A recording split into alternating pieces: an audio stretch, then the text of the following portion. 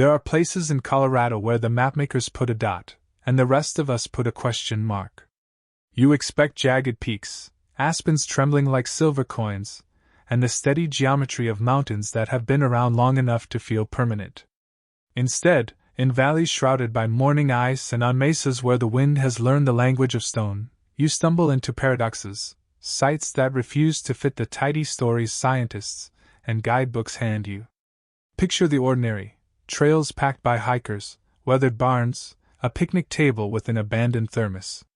Now pull the camera a little to the left, and you begin to see the extraordinary: a line of stones that catch the light like teeth, petroglyphs whose icons repeat on islands thousands of miles away, a buried structure that predates anything anyone expected to find in this latitude.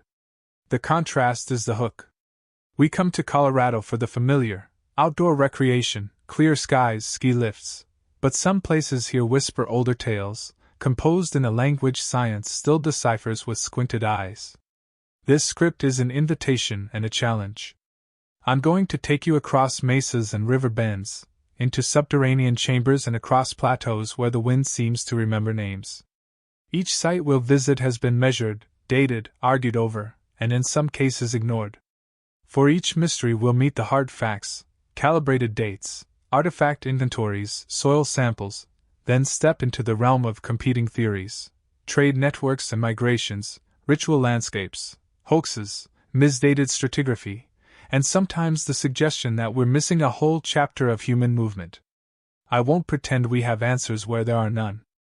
Instead, I'll hold the evidence up to the light and say plainly where the light fails to penetrate. We'll also examine how myths thread through the science, how a local story about giants with iron teeth, or a frontier tale of a vanished tribe shapes both public imagination and sometimes the scientific questions asked. The balance we'll keep is critical, respectful skepticism wrapped in open wonder. When you stand before a carved stone or an odd alignment of post holes, you must translate both the physical measurement and the ache it evokes. Why were these people here? What knowledge did they keep and leave behind? And perhaps most importantly, what do these mysteries tell us about who we are now, about our hunger to find lineage, to connect with something grander than our spreadsheets and schedules? To keep us honest, I will offer precise anchors, calendar years when available, the names of cultures that archaeologists use as shorthand, measurements in meters and feet for scale, and the honored, often messy, provenance of artifacts. But facts alone are only half the story. I'll ask you to picture the scene: the fog clinging to a canyon like a shawl, drums echoing through the night at an ancient gathering, the hush of a cave where even the breath feels like an intrusion. In the end, this is not just about mysteries that refuse to fold into neat formulas. It is about the strange, magnetic way the past clings to us. So let's step out of the guidebook and into the places that make the maps uncomfortable. Promise me you'll keep your skepticism, your imagination, and an ear for silence.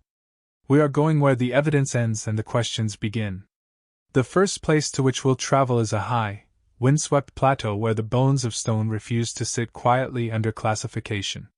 You might find it hard to believe that in a state known for its gold rushes and 20th century ranching histories there exist constructions older than many settled histories claim.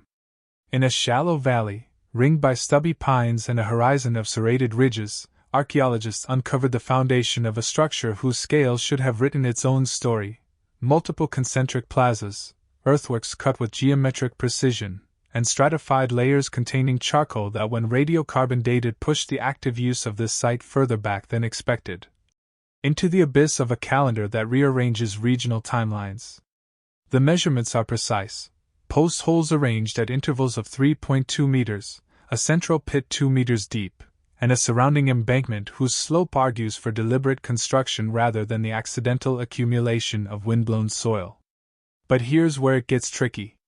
The pottery shards recovered from the lower layers show a decorative vocabulary that stylistically overlaps with artifacts found 800 miles to the southwest, on the fringes of ancient trade routes we thought ran east-west, not north-south.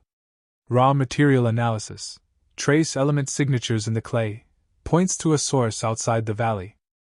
Tools fashioned from obsidian are from multiple, distant quarries, A flute carved from a bird bone echoes musical scales found in pueblos centuries later. One theory says this was a ritual center for a culture that bridged trade and pilgrimage, a place where itinerant groups met and exchanged both goods and stories. Another suggests a previously undetected migratory pulse brought coastal knowledge inland at an earlier date than models predict. Still others propose a local innovation, a homegrown flair that just happened to resemble far-off styles, convergent evolution in human creativity. Picture yourself walking the foggy trail at dawn, the ground still steaming in the sun's early hours. You can hear only your boots and the distant creak of a raven. Imagine running your hand over a stone whose grooves are smoothed by centuries of rain and human touch, wondering which hands carved it first. The mystique deepens when you account for oral traditions from local indigenous communities, stories of travelers arriving from beyond the known mountains, bringing songs that traveled like smoke across the land. Now, let's be fair, oral tradition is often dismissed in academic contexts, but it sometimes aligns with material evidence in ways that demand respect. Still, for all the evidence, there's no universally accepted narrative that ties the obsidian, the submerged calendars, and the pottery styles into one clear migration or cultural network. We still don't know. Not far from the plateau, beneath a cliff face that looks at first glance like any other in the Rockies, there is a gallery of petroglyphs that seem to rearrange our expectations about who was picturing what, and why. These carvings include recurring motifs, concentric circles pierced by lines, humanoid figures with exaggerated proportions, and animal figures whose anatomy suggests species not currently catalogued in local fauna lists. The scale is intimate, each panel the size of a small room, but the reach implied is cosmic. Star maps? Calendars? Clan emblems? Precise lichenometry and microerosion studies suggest some panels are millennia old, others appear much fresher, as though the same canvas was used across many generations. Key discoveries in the area include a scatter of beads made from marine shell, the kind that cannot be sourced locally. Isotopic analysis of the shells shows they derive from an ocean margin far away, indicating either a trade network of unexpected length or ancient voyagers who carried symbols inland. Some see in the concentric circles a representation of the sun's path, while others interpret the pierced lines as alignments with lunar standstills. Now, let's be fair, petroglyph interpretation is notoriously subjective. A spiral could be a snail, a track, or a stylized sunset. Yet when you map the panels across the canyon, a pattern emerges. Lines and circles align with solar horizons on the equinoxes and solstices. One hypothesis posits an intentional astronomical observatory embedded in rock art, a prehistoric observatory aligning seasonal cycles with ritual life. Another suggests the apparent astronomical alignment is coincidental, an artifact of our human tendency to find pattern wherever we look. Still, for all the evidence, radiometric anchors, isotopic clues, and landscape correlations, no single model accounts for the multiplicity of styles, the geographic spread of exchanged goods, and the sudden appearance of motifs that later surface in cultures hundreds of miles away. Imagine standing beneath the panels at twilight, the rivers hiss beneath you, and feeling suddenly small in the presence of an image that may have been watched by generations of eyes. In that hush you feel the appeal of multiple possibilities and the sting of unanswered questions. We still don't know. There is a canyon that holds a secret beneath its soil, a tomb-like feature where layers of ash and bone rest in an arrangement that suggests ritualized burial, but the bones speak a language that resists easy classification. Osteological analysis shows unusual proportions in several skeletons, greater stature, robust limb bones, and dental patterns that differ subtly from the expected range for the region's early populations. Reports in early antiquarian accounts, a 19th-century explorer's sketchbook, a settler's letter, hint at giant skeletons discovered and quickly reburied or removed, stories that fed local lore and sensational headlines. Modern archaeologists treat such claims cautiously. Early collectors often exaggerated. But the bones that have undergone careful, recent studies show statistically taller individuals in certain stratigraphic layers, with heights exceeding the mean by several standard deviations. Multiple theories jostle for acceptance. One suggests a population with genetic predispositions to larger stature, an isolated founder population whose genes drifted. Another proposes diet. Access to rich protein sources at certain periods led to rapid growth across generations. A third theory leans toward preservation bias and measurement error in old accounts, or the misidentification of animal long bones as human. Now, let's be fair, verification requires context, associated artifacts, secure dating, and DNA analysis that can survive the taphonomic processes. The sensationalism surrounding giants means any serious claim is scrutinized, which is just as it should be. Still, the convergence of multiple lines of evidence, burial positioning, grave goods, and differential wear on teeth, compels us to ask if there was a subset of the population distinct in stature and perhaps in role.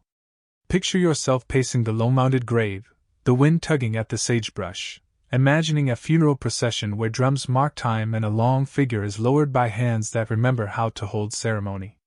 We still don't know. In the high desert near an ancient river bend, geophysical surveys revealed a subterranean anomaly, an ordered series of walls and chambers mapped by ground-penetrating radar, a hidden architecture that suggested urban planning in a place where none was thought to exist. The plan, reconstructed from subsurface echoes, shows parallel corridors, a large central chamber, and stone-lined shafts, features that echo urban sites thousands of miles away, yet the construction materials are local sandstone and packed dirt. Excavations, surgical and deliberate, produced an unexpected artifact haul, spindle whorls, bone needles, and a suite of metallurgical residues that include trace copper and a bronze-like alloy. Metallurgy at this latitude during the time frame suggested by stratigraphy is anomalous. Copper trade routes are attested, but smelting and alloying at the site's date are not. Competing explanations range from the plausible to the provocative. One model suggests the site was a node in a diffuse network of craft specialists, where itinerant metalworkers set up temporary workshops, leaving behind slag and hearths. Another argues for independent innovation, local groups experimenting with native copper and taking steps toward alloying. A third hypothesis leans toward misinterpretation of the residues. Contamination, later intrusion, or even modern tampering could explain the traces.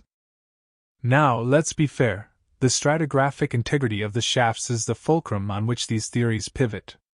If the metallurgy belongs to late deposits, the mystery shrinks. If the residues are securely in early layers, then models of technological diffusion require recalibration. Picture yourself in the cool, dim corridor of the buried complex, flashlight beam catching dust motes that hang like frozen stars. Imagine the precision needed to cut stone and align walls without modern tools. Such images stir a thrilling possibility, that groups we thought rudimentary in craft were experimenting with technologies that later defined civilizations. Still, until every small sample is cross-checked and replicated, we balance hope with caution. We still don't know. Near a lake whose mirror surface reflects the jagged teeth of distant peaks, divers and geologists recovered a cache of wooden artifacts submerged in peat, a canoe fragment, a carved paddle, and a bundle of reed matting. Waterlogged preservation is merciful. Organic materials survive where dry sites obliterate them. Radiocarbon dating placed some elements of the cache far earlier than expected for intensive inland lacustrine exploitation in this region. The canoe's construction technique, overlapping planking fastened by fiber lashings, resembles coastal boat-building methods, not the straightforward dugouts commonly attributed to inland groups. Tool marks on the paddle reveal an advanced edzing technique, while residue analysis on the matting shows plant fibers processed in a manner suggesting knowledge of complex cordage. One argument suggests a lost technological corridor, people from the plains or even coastal margins adapting boat technologies for inland lakes and rivers, perhaps because a changing climate made waterways more central to subsistence. Another cites the possibility of seasonal mobility, groups following fish runs and using sophisticated boats during high water periods. Critics caution that a single cache might be an outlier, perhaps belonging to a traveler or a small group whose techniques didn't spread. Yet the presence of non-local wood species in the canoe's planking, confirmed by dendrochronological fingerprints, complicates the outlier hypothesis. Imagine yourself standing on the lake's marshy edge at dawn, reeds brushing your calves, watching a slender boat slide across glassy water, rowed by people who knew currents and echoes in the same breath. We still don't know. There is a ridge line, barely a silhouette at distance, dotted with circle and avenue formations whose plan evokes European henges more than any known North American pattern. Each circle contains a ring of evenly spaced post holes, and select avenues seem to aim toward mountain passes and particular celestial horizons. When archaeologists mapped pollen cores nearby, they discovered signals of sudden vegetation change, charcoal layers and pollen shifts dated to periods of climatic stress. Could these ringed sites be response nodes where communities gathered during environmental instability, performing rituals to bind fragmented groups together? Or were they markers of territorial claims, a new social geometry emerging in response to migration pressures? Skeptics say the resemblance to Old World monuments is superficial, the result of convergent solutions to similar human needs. But others point to trade goods found in association, beads, flakes of exotic stone, and an unusual amulet whose iconography resembles motifs on the petroglyphs far down the canyon. Now, let's be fair, cross-cultural resemblance does not equal contact. But in a landscape threaded with trade routes, seasonal camps, and shifting ecologies, convergent cultural forms can still carry messages about resilience and adaptation. Imagine the night in a ringed plaza, fires arranged in mathematical patterns, voices raised in a lingua nobody remembers now, drums matching the heartbeat of a land that's trying to tell its story. Whatever the function of these rings, the presence of synchronous construction across disparate valleys forces us to ask whether coordinated cultural responses emerged at certain historical moments. We still don't know. These places, plateau foundations, petroglyph galleries, anomalous burials, buried architectures, submerged craft, and ringed ridges, are distinct in their details yet similar in their capacity to destabilize neat narratives. They insist that Colorado's past was not a static backdrop on which familiar histories unfolded, but a dynamic theater of interactions, experiments, and perhaps migrations that cross the boundaries of our present understanding. Throughout each segment, I will return to the data, radiocarbon dates, isotopic fingerprints, stratigraphy, and artifact typologies. I will bring myths into conversation with science, because the stories people tell matter. They are both evidence and meaning-making. I will also insist on the hard work of skepticism, replication of tests, transparency in excavation records, and a cautious reading of early accounts that may have been colored by rumor or greed. And always, I will leave room for wonder. As we continue this journey, keep in mind that archaeology is a conversation across time. The silence of a site is not merely the absence of people, it is the cumulative voice of those who shaped a place and left it to us, in fragments and fragments of fragments, to piece back together. Picture yourself at dusk on one of these sites, the light flattening the ridges into simple lines, and think about how brief our modern time is against these landscapes. Now put your hand to a stone, listen hard, and ask the question the scientists ask in laboratories and the storytellers ask by firesides. What did they know, and why did they leave so much to our guessing? We still don't know. There is a stretch of high prairie that, from a distance, looks like a skin of the earth smoothed and folded, wind-sculpted grasses and a horizon that seems to breathe. Walk closer and you find a procession of low cairns and stone markers laid out with an almost architectural insistence, lines that run for hundreds of meters, occasional orthogonal turns, and in several places, deliberate depressions that could be seats, altars, or simply the scars of human hands. Survey teams measured the alignments and found something uncanny. The lines intersect at angles of 22.5 degrees and multiples thereof, and when you take bearings at sunrise on certain days they point to mountain passes where the first light cuts the spine of the world like a knife. Radiocarbon on adjacent charcoal gives us a cluster of dates centered around circa 900 to 1100 C. But stratigraphic intrusion muddies the certainty. The stonework itself is unremarkable, local sandstone, sometimes capped with a darker basalt cobble, but the geometry is not. One hypothesis suggests these were territorial markers laid down by groups negotiating landscapes during a period of demographic flux, when droughts shifted seasonal rounds and pushed people into new social arrangements. Another theory reads them as wayfinding devices, an ancient GPS stitched across a flat horizon for travelers who needed cadence and orientation in an unforgiving landscape. A more mythic explanation, handed down in whispers by storytellers at ranch house kitchens, is that the stones were placed by a vanished people who worshipped the path of the sun and arranged their worlds so the light could find their dead. But here's where it gets tricky. The stone alignments are paired in places with buried features detectable only by magnetometry, pits that hold organic matter, shallow hearths, and in one instance, a cache of worked bone tools whose wear patterns suggest intensive hide processing rather than mere subsistence. The combination implies a dual function: practical navigation and concentrated activity nodes. Now, let's be fair. Similar stone markers exist across many cultures simply because humans like order and repetition. Yet when you stand in that prairie at dawn and follow the line of cairns toward the pass, you feel the deliberate pull of a design made to be read on the move.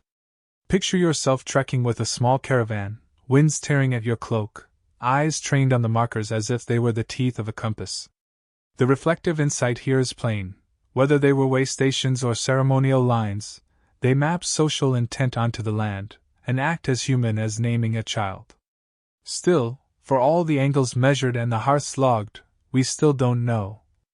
Not all mysteries are on the surface. In a narrow gorge where the river hums beneath a canopy of cottonwood, a local landowner accidentally exposed a deposit of vitrified stones, rocks fused into glassy masses as though exposed to fierce, sustained heat.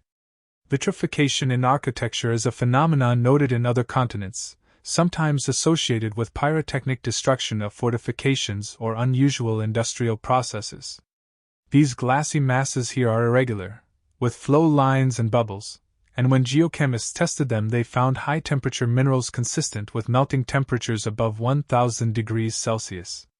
That's hotter than a routine hearth. That's kiln or furnace territory. The surrounding soil contains small nodules of slag and a smattering of iron prills. Radiocarbon from organic inclusions suggests activity in the area around 1200 to 1400 C, but some thermoluminescence readings hint at older heating events. One theory posits an unknown metallurgical practice, local groups experimenting with fire to extract and manipulate metal, producing residues that inadvertently vitrified nearby stone. A different explanation is catastrophic. A localized wildfire combined with an unusual fuel load created sustained temperatures sufficient to vitrify stone, though replicating such conditions is difficult in experimental archaeology. Now, let's be fair, natural vitrification can happen, but the scale and concentration of residues here point to human agency. The presence of deliberate stone features, grids of small pits and linear stone arrangements, suggests a designed workspace rather than a chance conflagration. Imagine kneeling beside a trench where shards glint like a fallen comet, where even the breeze smells faintly of iron and the ash of ages. The mythic spin is irresistible, a secret workshop of an ancient smithing cult, a place where firemen bent the will of metal and stone to their desires. The reflective insight is less sensational. Whether by accident or design, the mastery of fire to transform landscapes is a universal human theme, one that in Colorado may have been more advanced or experimental than we credit. Still, for all the slag counted and the glass analyzed, we still don't know. There is a table of carved bone fragments, each in size with geometric motifs unlike any catalogued in regional typologies. They were found in a collapsed shelter on a high ledge, a place where people would have been tucked away from predators and weather, a pocket of sheltered life amid the elemental. The incisions have an economy, repeated bars, cross lines, and a few characters that look remarkably like a shorthand system. One theory therefore reads the notation as an economic ledger, counts of hides, exchanges of goods at seasonal fairs. Another sees it as a ritual tally, records of ceremonial cycles or obligations to kin groups. A more speculative suggestion imagines a local proto-writing, a step toward the abstract record-keeping that elsewhere foreshadowed more formal writing systems. The idea that some groups could have developed notation independent of old-world contact is plausible.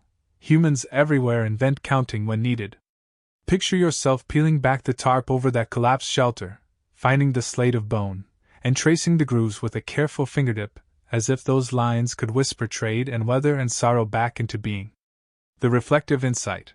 Counting is how we domesticate scarcity, and marks on bone are the first line of the ledger that turns ephemeral human need into something that can be planned across seasons. Still, for all the sequences counted and the cycles hypothesized, we still don't know. Along the banks of a braided river there exists an anomaly of another sort, a cluster of tiny beads made of meteoritic iron, hammered and cold-worked into small discs no more than a centimeter across. Meteoritic iron was prized in many ancient contexts because it carries a cosmic story. Metal that fell from the sky is also a status object, a material with provenance beyond the ordinary.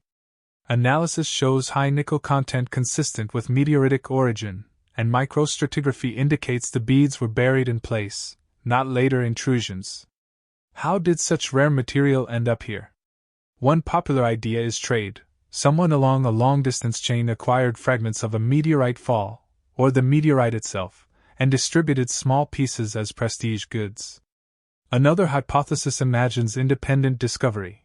A meteorite fall somewhere nearby left accessible fragments for scavenging. A further model pushes into the symbolic. Meteoritic iron used as a ritual medium to anchor claims to celestial favor, perhaps in times of environmental stress. But here's where it gets tricky.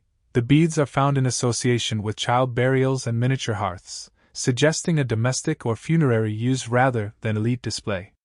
These were not towers of wealth but intimate objects, perhaps amulets, perhaps offerings. Picture a child's small chest with beads laid like seeds. Imagine a parent closing that chest and turning the dirt back over as a promise. The reflective insight is human and immediate. Contact with the cosmos, an actual piece of sky in human hands, transforms grief and memory into something tactile. Meteorites have always carried meaning, and here their fragments folded into daily life is both humbling and uncanny.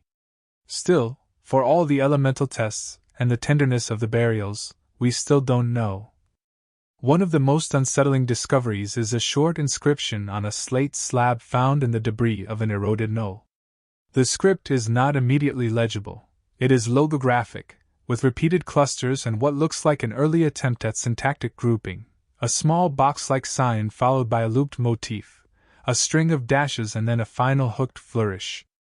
Paleographers have compared it to both Mesoamerican and Pacific Northwest glyph systems and found superficial echoes but no direct parallels. Radiocarbon on adjacent charcoal gives a tentative range of 500 to 800 C, though contamination potential complicates precision. The slab raises the possibility, dare we say the tantalizing suggestion, of a local symbolic system with greater complexity than previously imagined. Now, let's be fair. The human brain is notorious for pattern matching, and early claims of scripts often dissolve under scrutiny into decorative motifs. But the presence of repeated clusters across multiple fragments, and the fact that some signs appear near iconographic petroglyphs, pushes us to consider that recording information in symbol form was an intentional practice here. Imagine tracing the hooked flourish with your thumb, feeling the shallow groove where a stylus once dragged across wet clay or peaked. The reflective insight, the urge to fix language into visible marks is part of becoming a historical creature. Even if the slab does not represent a true writing system, it signals an awareness of record and memory that lifts daily life into posterity. Still, for all the signs counted and the comparative charts drawn, we still don't know. Across these narratives runs a common current: materials that shouldn't be here, techniques that complicate our models, symbols that tease the edge of language, and landscapes that were made to be read and remembered. Each anomaly, whether it is glass stitched into bedrock, meteoritic beads buried with children, or a tentative system of marks carved on bone, forces us to examine assumptions about technological reach, social complexity, and the breadth of ancient networks in this region. The human heart behind such finds is always the same: people trying to order the world to survive and to mean. Picture yourself, perhaps in a decade, standing at one of these locations with new data in hand, the past a little less opaque because of patient work. Imagine the moment of recognition when a tiny symbol finally unfolds to tell its story. For now, we sit on the edge of evidence, making careful conjectures, privileging replication and humility. We consult the dead's traces, and in return the past consults us, granting opaque answers that demand better questions. We still don't know. There is a cavern tucked behind a curtain of juniper, a throat in the earth where the air cools and the light thins to a kind of memory. Inside, on a wall slick with mineral exudate, are paintings whose pigments have kept their nerve, ochres so warm they look as if the fire that ground them is still breathing. The motifs are not the expected herd scenes or simple handprints. They are long, sinuous bands, layered diagrams that could be maps or chance made visible, arcing lines that intersect at fixed points, punctuated by clusters of dots and small human silhouettes rendered with an economy that suggests practiced refinement. Radiocarbon on associated charcoal places human activity in the cave at multiple intervals, but a few of the pigment samples, when analyzed by accelerator mass spectrometry, return surprisingly old values, calibrated dates pushing parts of the imagery back into the 2nd millennium BCE. That pushes painting here into a timeframe when, by many models, broad social networks were nascent rather than elaborate. One school of thought argues these paintings encode migratory memory, routes through winter storms recorded as visual itineraries so groups could pass knowledge between generations. Another reads them as ritual cosmologies, mapping relationships between humans, animals, and the night sky with a syntax only partially recovered by modern eyes. A third cautious interpretation suggests that the oldest pigments may have leached from older fires used for different purposes, and that the apparent antiquity is a stratigraphic trick. Picture kneeling before the banded figures with a headlamp haloing the pigment, and imagine the hand that first smeared that ochre, steady enough to be deliberate, small enough to belong to someone who knew the cave as intimately as a home. There is a mythic echo among some local storytellers of a night when the mountains themselves taught people how to read the stars. Whether that story is memory or metaphor, the feeling it captures is precise. People translating sky into shelter, making maps not of land alone but of movement and meaning. The reflective insight is that art is a technology of memory. Whether a painting is 10 centuries old or 3,000, it is a mechanism for survival and identity. Still, for all the pigments sampled and the lines counted, we still don't know. On a sun-baked bench above a now dry arroyo lies the remnant of an engineered irrigation feature so precise it reads like a blueprint for drought. A series of shallow channels cut into bedrock, lined with slabs to reduce seepage, and small storage hollows capable of holding thousands of liters of seasonal runoff. Lichenometry on the slabs and optically stimulated luminescence on sediment in the channels provide a timeframe clustered around 700 to 1000 C, with maintenance episodes into the early 2nd millennium. The engineering is nuanced, slight gradients that distribute water evenly, overflow notches positioned to feed secondary terraces, and soil amendments, charred organic matrices mixed with mineral fines, revealed by micromorphology to increase fertility. One interpretation holds that this is evidence of a proto-irrigation polity, groups experimenting with landscape engineering to stabilize food production in marginal environments. Another suggests a coordinated seasonal system of small, cooperative units, families or bands pooling labor for a common good rather than a centralized authority imposing projects from above. A third account insists on climate forcing. These constructions are strictly reactive, erected in response to a series of drought years that demanded greater control over scarce water. Picture standing in the channel at the height of summer, feeling the stone warmed by the sun and imagining, after rain, the hush of water moving in engineered precision, the small rejoicings of hands that tended the flow. The mythic counterpoint is the story of water spirits who would accept offerings at these channels so the rains would return. A belief that shapes use and care and thereby becomes entwined with maintenance practices. The reflective insight is practical and humane. Human ingenuity often flowers at the edge of scarcity, and the marks left in stone are as much a story of community response as they are of clever design. Still, for all the gradients measured and the soil thinness mapped, we still don't know. There is a cliff dwelling that sits at the edge of a fold in the land, its masonry clever and compact, but it yielded a container of surprises, shards of glass beadwork unlike the pressed trade beads of later centuries, fragments of tightly woven textiles with a twist pattern hinting at coordinated manufacturing, and a small copper pendant with a greenish patina that, when isotopically analyzed, aligns with ore bodies hundreds of miles to the southwest. The architecture reads as late prehistoric, roughly 1100 to 1300 CE, but the suite of imported materials is disproportionate for a site of that scale. One explanation is that the site functioned as a seasonal hub on a trade artery, a place where itinerant specialists bartered goods and rhythms timed to migrations and ceremonies. Another posits elite retention. Local leaders controlled access to long-distance trade and used exotic goods to cement alliances. A bolder suggestion imagines flotillas of social entrepreneurs, craft specialists who traveled the region offering rare wares in exchange for food and shelter, thereby suspending the social costs of manufacture among a network of reciprocal encouragement. Picture a weaver, fingers moving fast as wind, the sun catching the thread, an outsider's pendant half buried in a child's play area. The mythic overlay is a tale of river people who came with gifts of bright glass and left behind patterns that changed local taste. The reflective insight is that exchange is never merely economic, it reorganizes social relations, introduces new aesthetics, and often catalyzes technological change. Still, for all the beads catalogued and the isotope ratios read, we still don't know.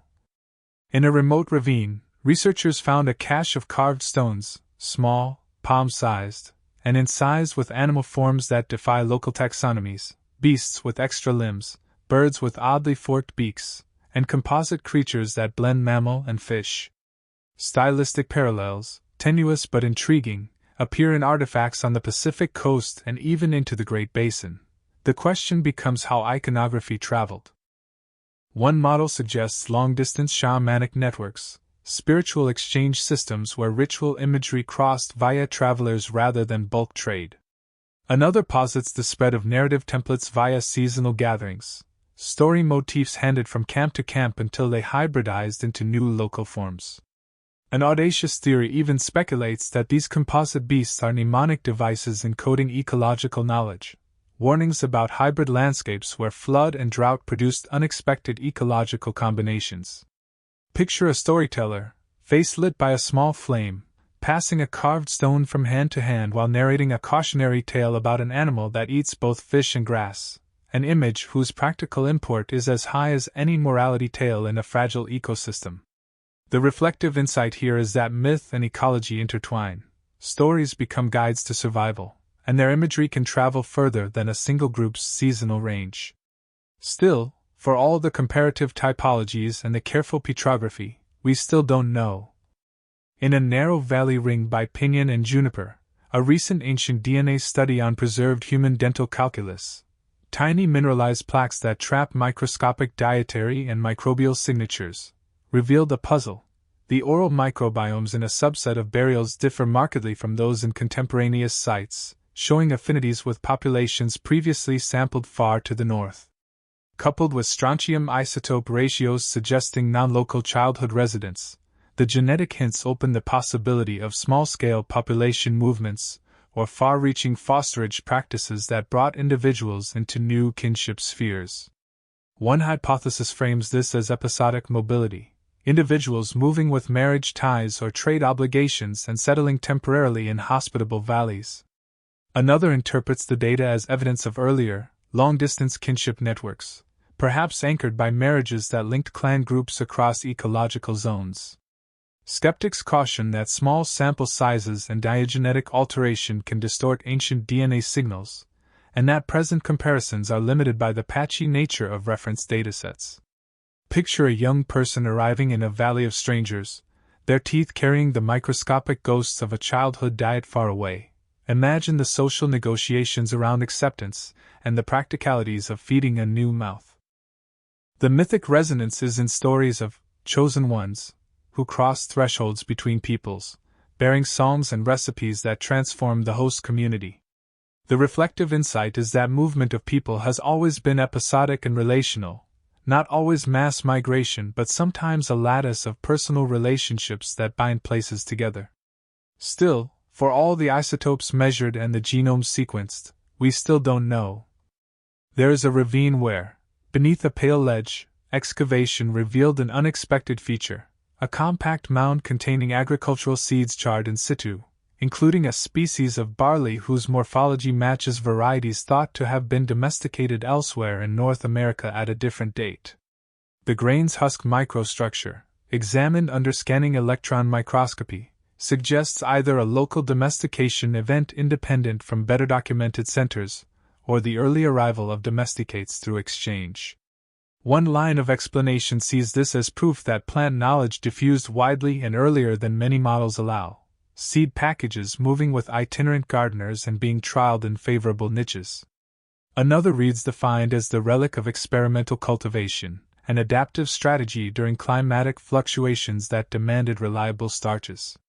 Critics note the potential for intrusive material, later seeds dropping into older contexts via bioturbation or root channels, so stratigraphic control is essential. Picture tending a patch of barley on a ledge carved from desert, the small joy of a first harvest tasted as porridge around a communal fire. The mythic undertone is a tale of seeds as gifts from a stranger, a domestic knowledge that converts wild grass into an economy of dependability. The reflective insight is that agriculture need not be a single invention, it is a process of repeated choices by many hands, and the archaeological footprint will always be tangled by experiments and failures. Still, for all the husks counted and the SEM images captured, we still don't know.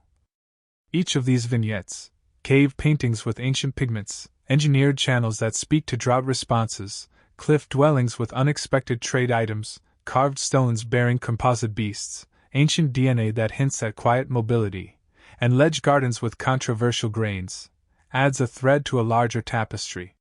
The threads resist tidy weaving because human choices rarely follow a single loom. They are braided with contingency, climate, conflict, innovation, and creativity, as well as with stories that transmute experience into instruction. As you walk these places in your mind, touching pigment, feeling the channel stone, passing the carved animal from hand to hand, notice the rhythm that repeats. Human work against an unsteady background, the persistent investment of energy in things that outlast a single life. That persistence is what invites us back to the sites with instruments and questions. It is also what makes the silence of uncertainty almost intolerable and wondrous. We still don't know. We began with stones and carved bones and ended up standing before a dozen partial answers that, taken together, do not so much resolve as reframe the questions we thought were settled. What links the vitrified hearths and the cave bands and the meteoritic beads is not a tidy chronology but a human habit, the habit of placing meaning into matter, of experimenting with fire and counts and travel, and of narrating those choices into symbols that can be passed along. If you feel a little unmoored after all the data and hypotheses, good. That disorientation is precisely the correct posture for the past. For all our instruments and indexes, ancient people left us more invitations than blueprints. What we have are traces that ask us to imagine lives lived under different skies, lives that balance the urgent arithmetic of survival against larger questions of identity, memory, and belonging. Still, for all the meticulous work, stratigraphers measuring layers, chemists chasing isotopes, conservators brushing away soil, there is an ethical dimension that seldom makes the flashy headlines. These sites are not puzzles in a laboratory, they are places of ongoing human significance. When we speak of trade networks and ritual centers, we also speak of descendant communities whose languages and songs carry memory that scientific instruments can sometimes corroborate and sometimes misinterpret. Now, let's be fair, archaeology has had its own histories of extraction, of collectors ripping objects from context and sending them into private cabinets.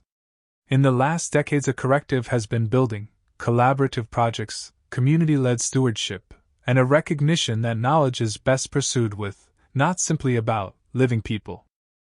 Picture sitting at a meeting where elders, students, and archaeologists compare notes, oral histories brushing against lab reports, and imagine the clarity that sometimes emerges when those perspectives meet. The reflective insight is humane, the past is a shared asset, and the future of knowledge will be richer when it includes the voices that have always cared for these places. Consider the practical humility that the data demands. Radiocarbon dates come with confidence intervals.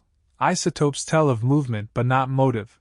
Stylistic parallels can be coincidence as often as contact. Yet a pattern emerges when you step back from the particulars. Human groups in this region were mobile, innovative, and connected in ways that slipped past simplified models. They moved along river corridors and ridge lines, traded shells and copper and stories, experimented with fire and irrigation, and left marks, petroglyphs and post holes, beads and bones, that ask us to rebuild infrastructure of knowledge piece by delicate piece. That rebuilding is not merely academic, it is an emotional labor. Each excavation can be a rehearsal of grief and celebration, of loss and curiosity.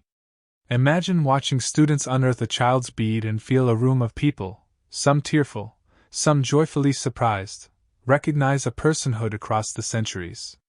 Those moments are what animate the work and remind us that data points were once bodies and songs.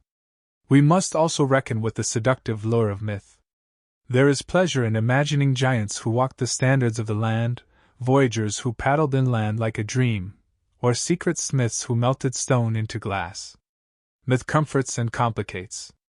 It gives narrative shape to wonder, but it also brushes imagination against responsibility. The more sensational the claim, the more disciplined the methods must be. Yet myth is not necessarily false.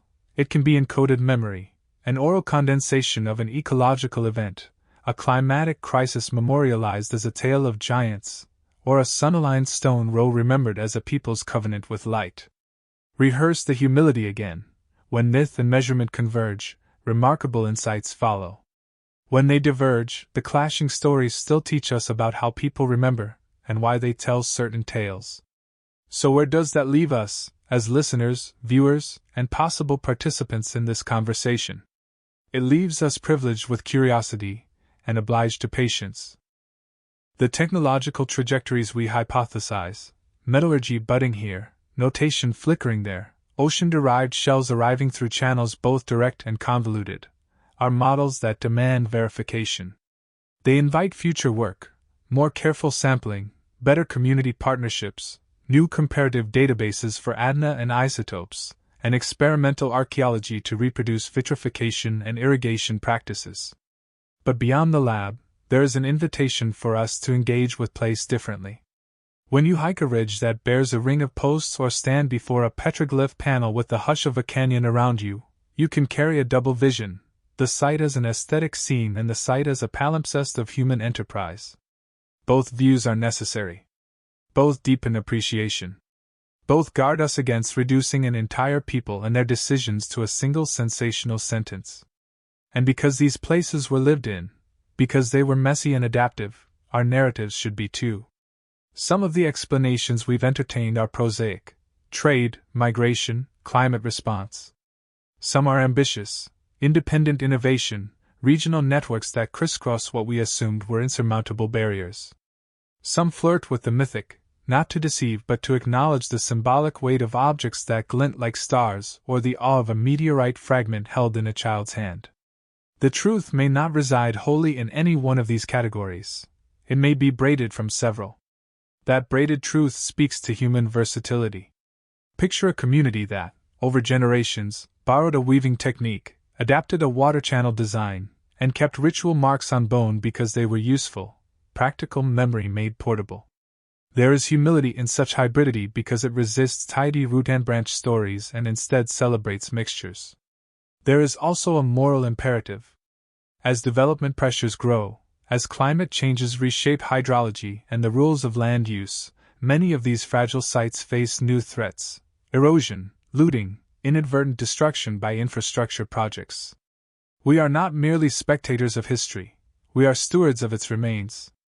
To respect that requires policies that center local voices, funding for conservation that goes beyond headline-grabbing digs, and an ethic of knowledge that prioritizes context over collection. Imagine legislation that funds community archaeology programs, mobile labs that let local schools participate in sampling, and digital repositories co-curated by tribal entities and researchers. Such practices are not just bureaucratic niceties. They are instruments of justice that ensure knowledge production honors those most connected to the land. But let us not end on policy alone. There is an emotional payoff in realizing we share a hunger across millennia, the hunger to be remembered, to tether one life to the next.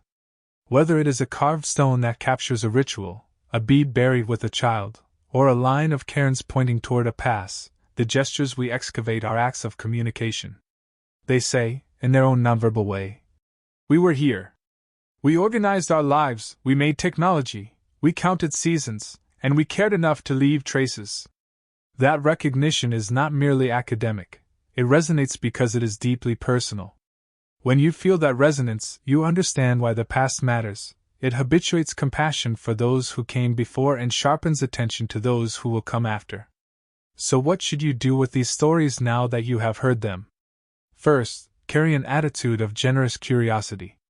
Let wonder sit beside skepticism and refuse both gullibility and dismissiveness. Second, support practices that prioritize ethical stewardship, encourage and amplify the voices of descendant communities, advocate for conservation funding, and if you visit sites, follow guidelines that protect fragile contexts. Third, participate in the story by learning, read responsibly, listen to elders and local historians, and understand that most answers will be tentative for a while. Finally, keep a personal sense of responsibility. The past is not a museum behind velvet ropes. It is an active conversation that requires the same virtues we admire in scientists: patience, rigor, humility, and a willingness to revise one's best story when new evidence arrives. When I ask you to picture yourself walking the foggy trail at dawn, touching the smooth grooves of a stone ring, or listening to an elder recount a night when the mountains taught the people to keep track of the stars, I am asking you to take part in a different kind of archaeology, the excavation of empathy. It is an act as simple and profound as leaning in to hear another person's memory, and as consequential as preserving a site from careless destruction. Together, these small acts change the shape of understanding. They transform data into narrative, and narrative into responsibility. In the end, the goal is not to corral every mystery into a single explanatory barn. The goal is to host the questions well, to apply methods with rigor, to welcome multiple voices into discourse, and to honor the persistent human impulse to make meaning out of matter. There will always be anomalies that resist categorization, a bead that came from the sky, a painted line that seems older than the dates we expect, a mound of vitrified stone whose furnace we have not yet traced. Those anomalies are not failures of inquiry, they are invitations, a call to keep asking, to refine methods, and to expand the repertory of what counts as evidence. So, keep your curiosity sharp and your respect keener still. The past in these places is not an inert thing to be plundered for spectacle. It is a living conversation that asks for patience, for shared care, and for imagination in service of truth. When you next stand in a canyon where a petroglyph watches the light shift, when you trace the rim of a child's bead with a gloved finger behind a plexiglass case, remember that what you are touching is the social residue of choices that mattered to people who loved and feared and labored as we do. Let that recognition be your lodestone. Keep digging, some secrets still lie just beneath your feet.